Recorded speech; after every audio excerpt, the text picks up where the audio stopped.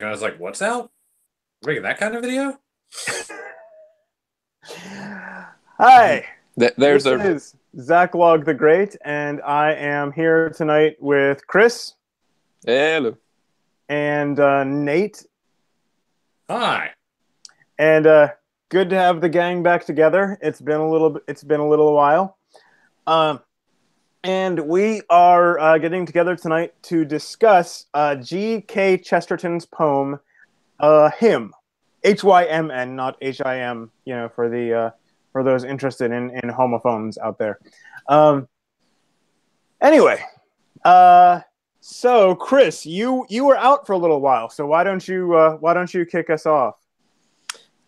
Well, big Chesterton fan, and I think one of my favorite things about his works is even though it's approximately 100 years old by this point, a lot of his stuff, it still feels like he could have just written this. Like a lot of the stuff he writes about, like he just understood human nature. So a lot of the stuff he wrote just pretty much will always apply. And that's definitely true here. Yeah, it's I when I was going through my Chesterton my collection of poetry by him, and I found this one. It's just like I read through the first few lines. I'm like, yep, I have to do this one. Um, and it's in terms of like what's going on today, it's kind of weird because at the same time, I feel there are some things that make me feel pretty hopeful, and it's like maybe things are going to turn around. But at the same time, there are a lot of other things going on that I'm just like, we're in a really bad situation. This is frightening. So I, it kind of makes me think, just, the whole having hope in the current situation.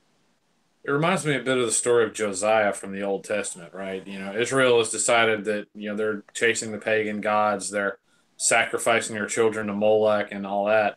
And then here comes King Josiah, who rediscovers the scriptures and says, oh, oh no, we need to be doing this. And so he reinstitutes righteousness in Israel in a big way. But at that point, God tells him, look, man, you're already too late. Judgment will come, but for your sake, I'll hold it off until you are no longer king. And there are times when I feel like that's kind of where we're at in history. yeah, it's are you? Yeah, I think you're a fan of Bill Whittle, right, Nate? Oh, big fan. Yeah. Yeah, so he was where I learned about the first poem I did on my channel, which is Rudyard Kipling's "The Gods of the Copybook Headings." That was a good poem. I went out and read that one just because he was talking about it, and I was like, that sounds amazing, actually. Yeah, and oh my gosh, it is like you read that, and to read that one, and two things struck me immediately. It was just like a like apparently just the same stupid mistakes have to keep getting made over and over because the things he's talking about are so many of the same things that we're still trying to fight off today. And the the second thing is just like this is terrifying. So um I think there is some comfort to be taken from it, though, because we look at these things that seem like they're going to destroy our culture are just things that look like they're going to be absolutely terrible that we couldn't recover from, except 100 years ago, 200 years ago, people had the exact same fears. So it's not that those things are necessarily good, but they're survivable because we've made it through time and time again, where we still have to do what we can, what we believe is right. But the failure isn't necessarily permanent. well, they're survivable if we learn from them and change direction, and I'm not sure that is happening sufficiently fast. I guess would be Well, to be my fair, I mean, polls some sociological studies. Don't ask me for numbers or specific sources. I've just kind of this things I've picked up as I've been rattling around, the interwebs here, sort of rattling through the tubes. But apparently, the whole liberal conservative gradient is actually trending younger now. Like they say that people tend to get more conservative as they get older. Well, the quote, getting older part of that is happening sooner now because hard times make conservatives. Uh, Lean yeah. times said hard times make conservatives, conservatives make good times make liberals, liberals make hard times. Yeah. So I feel like we're getting off track pretty Pretty early. bad. Yeah, right away. I don't mind getting off track, but I'd like to be on track for a little while. Sean, we were on track for a solid 2 minutes, man. I mean, come on. So But back.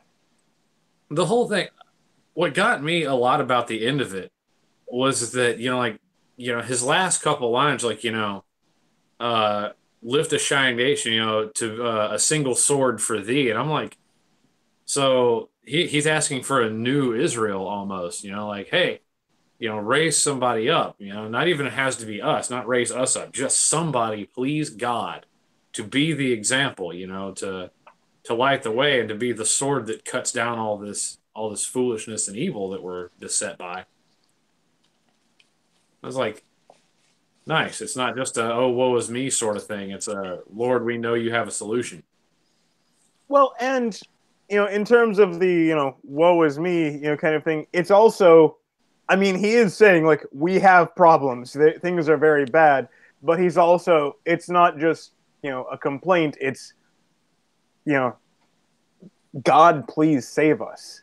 And if you are a Christian, like you know hope is one of the vital parts of our faith. Hope is one of the what's the name? Theological virtues. There's the term. Hope is one of the three theological virtues, and uh, if you are a Christian, you can never fully give up hope because God Yeah, the three. basically got. Yeah, sorry, the three are related. Faith, hope, and love. Like you have hope that things can be different, whether it's in general or with the person with whom you are dealing, and then that motivates you to have faith that God can change it, and so then you can act in love without growing weary. And when you see the efforts of you see the fruits of love, it gives you more hope. So that also is a feedback loop. Yeah, it's I have to say I do like the way the poem starts also. O God of earth and altar, and it's I like that phrase because uh he's saying it's give me a second. The God is both like this is his world. He is here. He is concerned with our present day-to-day lives. A God of earth. He's also the God of the altar. He is holy, and he is not uh he is not like something like us. He is not in time. He is not in space. He is holy, and he is something separate, and he's both. Well, and that's also kind of what Jesus did. um Well, that kind of gets to the next line there, bow down and hear our cry. It's kind of weird to think of asking God to bow down to us, but we can't reach him. Like we depend on him to lower himself to communicate to us. Yeah. And what was that? We said our earthly leaders falter, the people drift and die because we've walked away, from the holiness and, the grandeur of God's instruction. And so now we are left only to earthly wisdom to guide us, and it has proven itself wholly inadequate. Yeah, it's that's the part where this one really started grabbing hold of me because oh you look at the people who are, nominally in charge, and it's like, what are you doing? Are you actually trying to kill all of us? Is that actually the plan? Recent events. I don't know how much either of you know about Tommy Robinson. Have you heard? Does that name sound familiar? Yeah, Yeah, I heard and about that. They pretty much gave him a it's like, defense without actually doing it. yeah, and it was for, hey, I'm not terribly happy about thousands of white girls uh, getting gang raped by Muslims. I have a problem with that. That's what he said, and for that, Racist. oh my gosh. And so, and I think in America we have a bit of a respite at the moment. I hope that continues, but the way politics tends to go, it's not. There's no surety of that. But like you look at Canada, Justin Trudeau in Canada, and Angela Merkel, and I don't know who. And was it Macron? Yeah. And you look at the leaders of all these nations, and it's just like, what? Isn't your job to take care of the people of this nation? Isn't that what you're supposed to do? Because that's not going great. Well, I mean, that's what Trump said at his first, address to the UN. Like, he showed up, and I was like, I listened to like the whole of that speech, and was like, huh, I might have to buy a ticket on the train. I was kind of disappointed that we nominated the guy. Super stoked that he won because, oh God. I mean, how could we put Bill Clinton back in the White House, without any responsibilities to keep him busy? The interns were in enough danger the first time he was there. But yeah, he showed up and the UN was like, "Hey, look, I am the leader of a great nation. You also are the leaders of these, historically great nations. Maybe not so much anymore. God, this makes my hands look enormous. But anyway, it's like, my first job as president of the United States is to take care of the people of the United States. Your first jobs as the leaders of all these other countries is to take care of the people of your countries. Do that. And I'm pretty sure we will figure out that our interests align very nicely. But until then, all this internationalism, collectivism garbage, you're hurting yourselves and your people." I was like, Yeah. choo choo. Yeah, it's Chris, you have anything at the moment? I generally try to avoid the political stuff. It just makes me angry.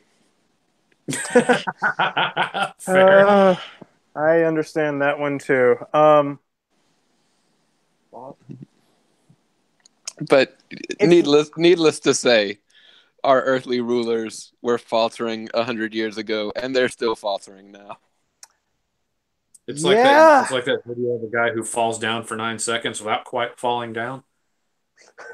You ever see that guy? He's like trying to shovel snow. He just oh god, oh crap, oh god, oh crap, and then he just.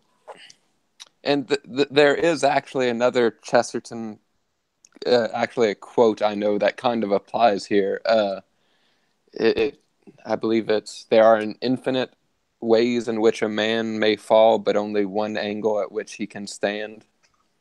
Right. Right. And here it's like, well, he's appealing to God, and the problem seems to be that the earthly rulers are not. Well, and the other thing, the end of the first stanza, it's take not thy thunder from us, but take away our pride. And it's interesting because there's like a couple things. Like for one thing, it's a little bit of Psalm 51. Take not thy Holy Spirit from me, and the repentance there. But there's also like, we can have take not thy thunder from us, take away our pride. We can have power. We can have the real, God's, real power working among us, or we can have our pride. We can have our self-importance, and we can put ourselves, at the head. We can't have both. And they're in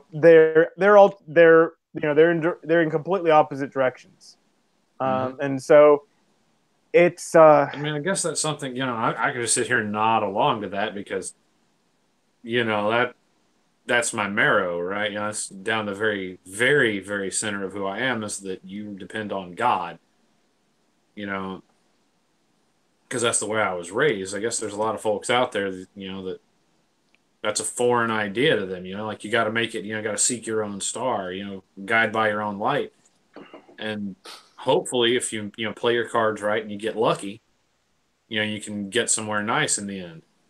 Whereas for me, my light comes from the light, There's a lamp that is given to my feet. There's a light provided for my path, and I don't generate that light. My light is dimness and fog and smoke, but through the clarity of God's direction and his wisdom, he can see me through, he can steer me through the narrow places and he can help me over the hills.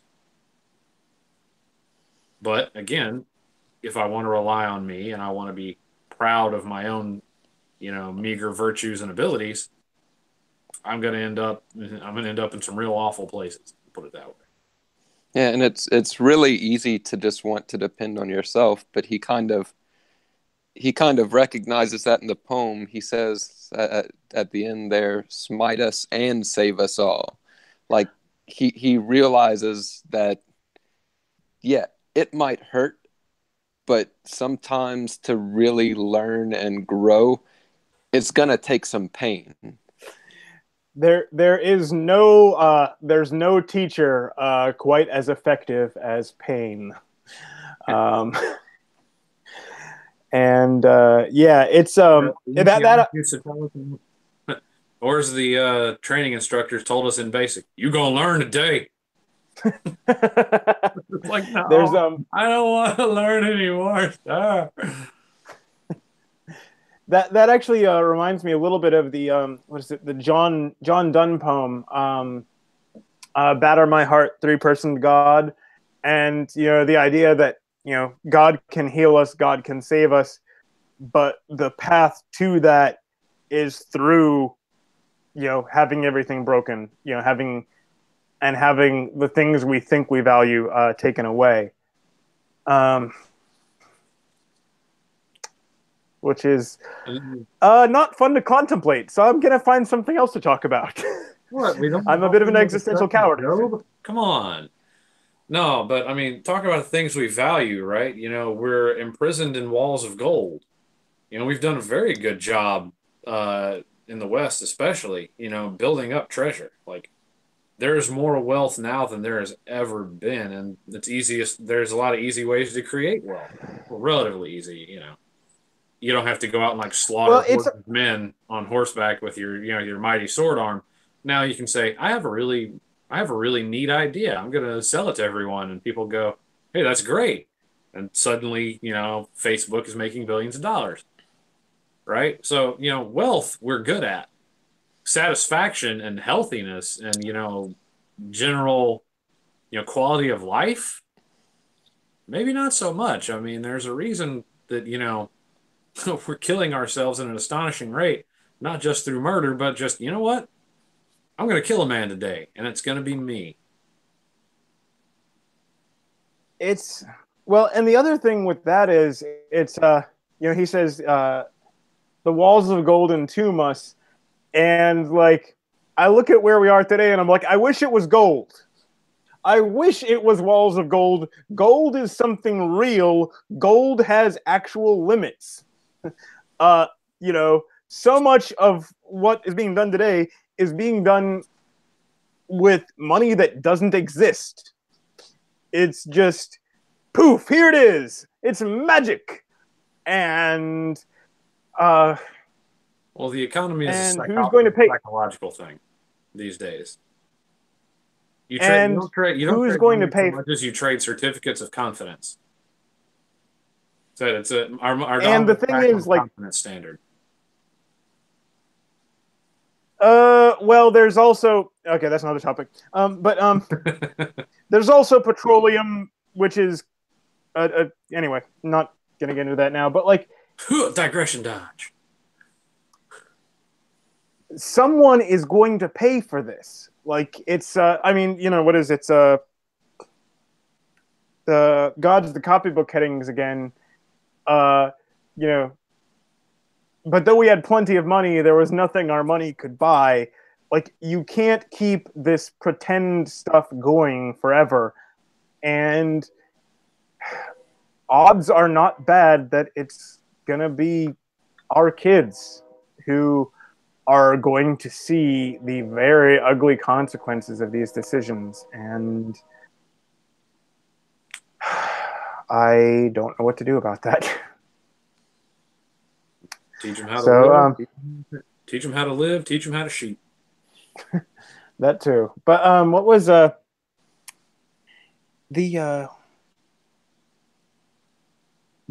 see, the second stanza, from all that terror teaches, from lies of tongue and pen, from all the easy speeches that comfort cruel men. I mean, everyone like, you hear that phrase and everyone knows exactly what he's talking about. Like, these, oh, everything's going to be fine, and don't worry about all these decisions, they're above your head. And we have the experts. We have the experts taking care of this, and don't trouble your little head about it. Prop men. And it's just, and you, and I want to say nobody believes it, but it's clear that some people do, and that worries me in and of itself. But it's, Well, these. that's one of the things that aggravates me about politics. It's like, it would be one thing if you could identify the bad guys that are doing like the easy speeches and just trying to manipulate people. But it seems like everybody's doing it. Like, regardless of which side you support, like, they're all playing the same game. Nobody wants to actually just speak plainly. They're just trying to appeal to the masses. Well, there's there's two things with that. There's one is that they're although they have to, like, convince people and they have to get votes, regrettably a lot of the politicians aren't that concerned about the masses. It's the donors who they have to worry about. And I've heard some people argue that in and of itself is a reason that Trump is different, and why we have some reason to hope that things can change.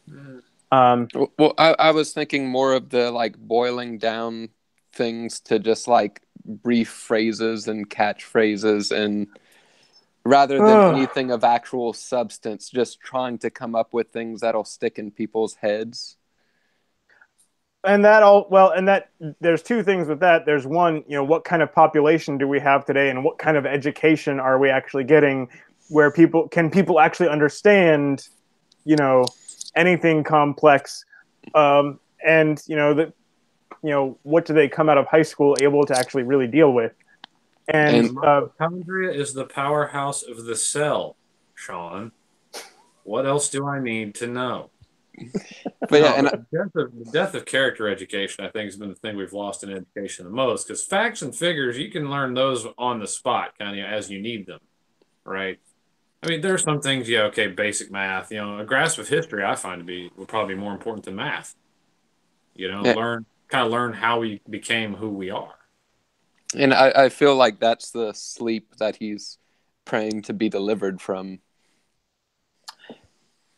Yeah, and there's I find it interesting that there's like two things in that line that he's saying, God save us from, and from sleep and from damnation. And so like it seems like there's like just letting things happen, letting things, go to hell because you're not paying attention, because you're not active. And then there's actively going out and, not just letting things go to hell, but pushing them along as hard as you can. And although I think relatively few people go with the second choice, it seems like a lot of people are perfectly happy to go with the first one, and that's, Well, ultimately just as dangerous. yeah. I mean, I got two different, sources on that one. Was it Nathaniel Hawthorne or Edgar Allan Poe that wrote about the hangman that came to town and just started hanging folks, and nobody said anything until eventually he had hanged the whole town, like the scaffold, like as the souls were departing on this gibbet, right?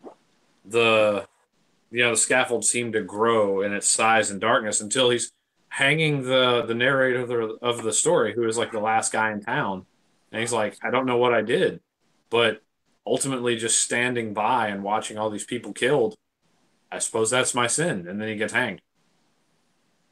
And then That also, sounds.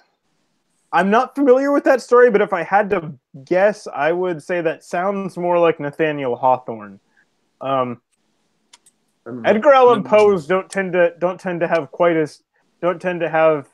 that much of a moral. They're just horrifying things happen, and we don't know why. But and then the second thing, is Proverbs, right? From sleep and from sleep and damnation to save us. It's talking about, it says a little sleep, a little slumber, a little folding of the hands to rest, and this is how ruin comes upon the lazy man.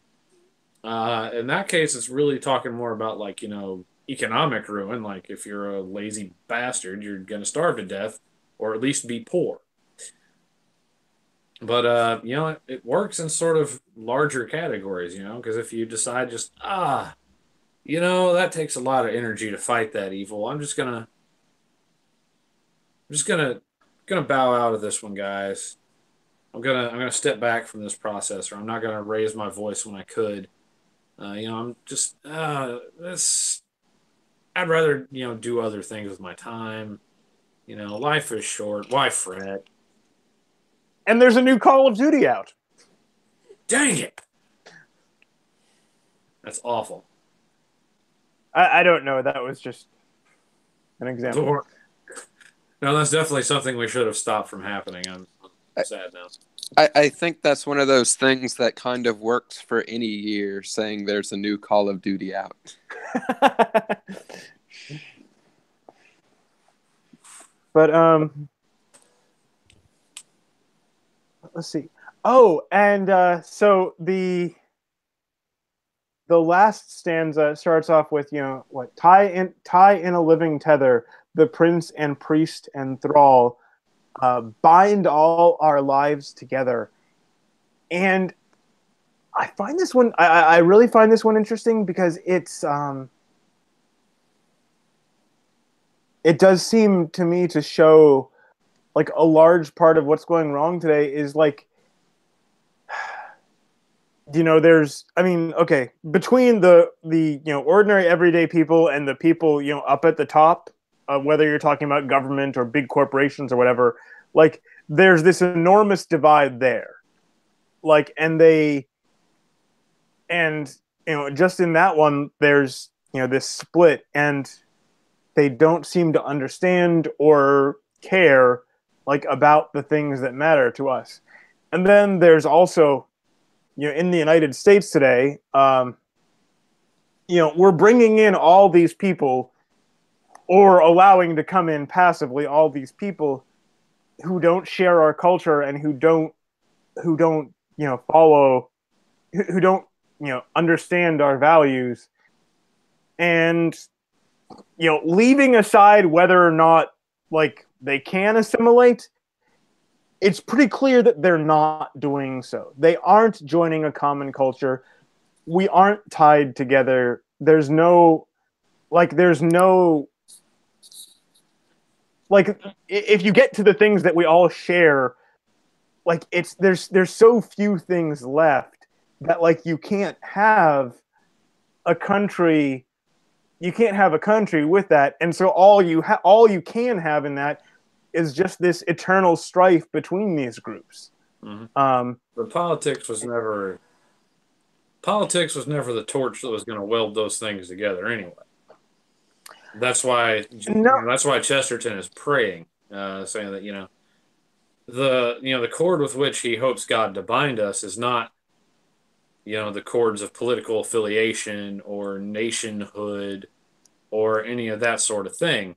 It's not an earthly agenda that is going to unify us. It's the faith, right? He said, he's praying basically for an outbreak of faith to rise up and cause us, rather than seeing one another as being, separate political units or any of that, to see us all as brothers in the greater kingdom of God. And so, that's really the one chord that would, be able to bridge the lifestyle gaps between, the land, the thrall, the prince, and the priest. To bring them all together is that we are subservient to one greater purpose, a higher calling. And that means that we have to treat each other in certain ways. We have to be certain things. And if we are all pursuing that calling together, we'll end up unified under God rather than, our host of flags. Yeah, but like I said, that's also clearly not happening. And so, what we have right now is very ugly and, a lot of times just appears intractable. But Chris, again, this is something that we can kind of look and say, well, we've seen these sorts of situations before. Like, I think it was the last time we talked about the Civil War. It's like going into that, like looking like at it as a nation, like it seemed like there was no way we could solve this. And then things kept getting worse. There was an actual war, lots of bloodshed. But then at the end of it, like, people were able to find the sort of common humanity. And it's not like a perfect example, but there are situations that seem impossible to solve at the time, and we make it through. Yeah. Don't know if I want to go into that one. There's long rabbit trails there. What was I sent the links to you guys. Did you get to watch the videos of various versions of this poem, by the way? I did not. I am sorry. Me neither. Sorry. Okay. I really wanted to watch the Iron Maiden version, but I did most of my reading of this in my spare time at work. Because when I come home, it's like, children, yes, hello, children, hello, wife, yes, home. Other things to take care of. And then finally, I get to, do something for myself after they go to bed. And I'm like, I'm not going to listen to a heavy metal song right now because, everybody's asleep. Well, okay. So, there's the first thing is, the title is Hymn, and this actually is a church hymn in a number of hymnals, and there's on YouTube there's a recording of some probably famous church choir performing this song, which is a little bit weird for me when I do just a spoken version of something that's also a song. But then, as Nate said, there's also Iron Maiden has a song called Revelations, which uses the first stanza of this poem verbatim.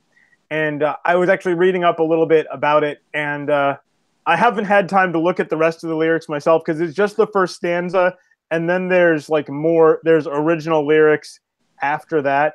But the person I was reading, the one I was reading about it, said that it's the rest of the poem is generally the rest of that song, the Iron Maiden song, generally is anti-religion. So I That makes don't know, but it is fascinating that we now have G.K. Chesterton put to heavy metal. That's definitely a plus. There's what is which actually reminds me. I don't know, Nate. Have I ever told you about the band Sabaton? yes. I looked up some of their music the other day and I was like,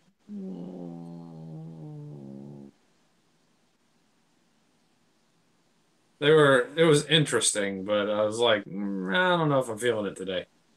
Which song was it, by the way? Do you know? Do you remember? Or what was Uh, it about? God, I think it's about World War One, honestly. The Lost Battalion. The battalion's still trapped in the Argonne. No, if I spun around and consulted the Googles, I could probably find it in short order, but Okay, but yeah, I no, was we're just talking about like the fires